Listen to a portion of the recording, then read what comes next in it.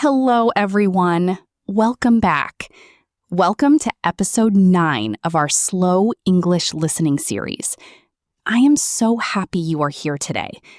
Every time you listen to Slow English, you are making your skills stronger.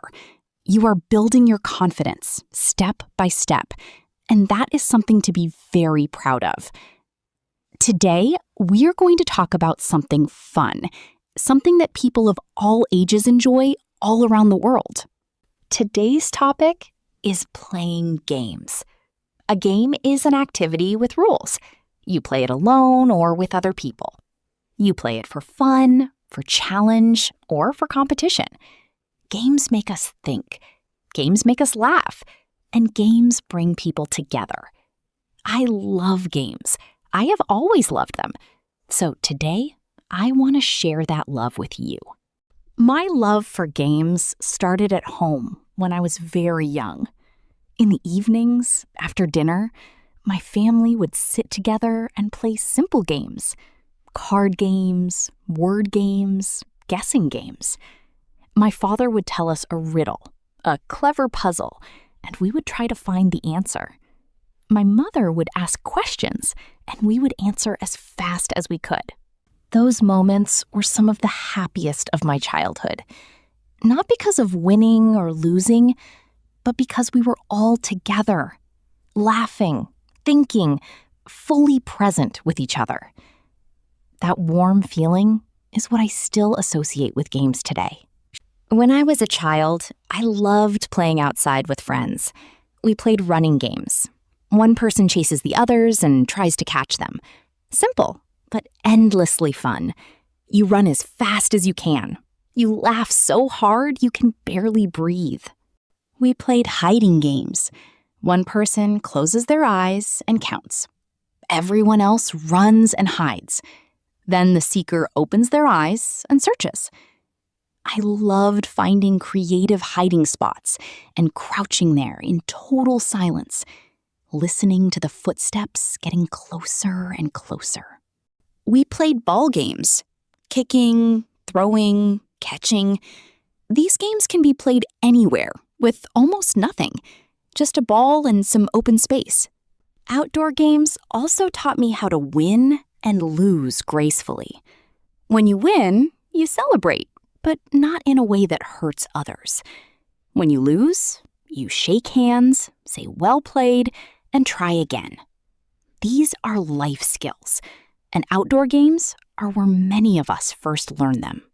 As I grew older, I discovered board games, and I fell in love completely. Board games are played on a flat surface with pieces, cards, or dice. They have existed for thousands of years. Ancient Egypt, ancient India, which tells us something important. The desire to play games is a fundamental part of human nature. It has always been there. My favorite board game is chess. Chess has only 2 players and 16 pieces each. The goal is to trap the opponent's king. Simple in concept, but endlessly deep in practice. When I play chess, my mind becomes completely focused. All my worries disappear. There is only the board and the puzzle in front of me. Board games also bring people together beautifully. When people sit down to play, conversations flow naturally. Jokes are made, laughter fills the room, phones are forgotten. Everyone is just present. Now, let me talk about video games. Games played on a screen, computer, television, or mobile phone. Video games have positive sides and negative sides. I want to be honest about both. The positive sides. Video games improve many mental skills. Action games improve your reaction time. Puzzle games improve your problem solving. Strategy games improve your planning and decisions. Some video games also have beautiful stories, music, and art, as rich and meaningful as any film or book. The negative side. Video games can become addictive. The constant rewards and the desire to reach the next level make it very hard to stop. Some people play so many hours that they forget their studies, their health, and the people around them. The key is balance. Games are wonderful when they are part of a balanced life. I play video games sometimes, but I always set a time limit for myself. When the time is up, I stop. That discipline is important. Games have taught me many things that are valuable in real life. First, how to handle failure. In every game, you lose sometimes. The players who improve the most are not the ones who never fail. They are the ones who fail, learn, and come back stronger. Life works exactly the same way. Second, the value of rules. Every game has rules that apply to everyone equally. Without rules, there's no game, just chaos. Respecting rules in a game prepares you to respect the rules that hold society together.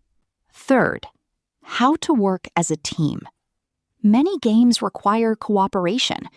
When everyone contributes their strength toward a shared goal, the team becomes more powerful than any single person.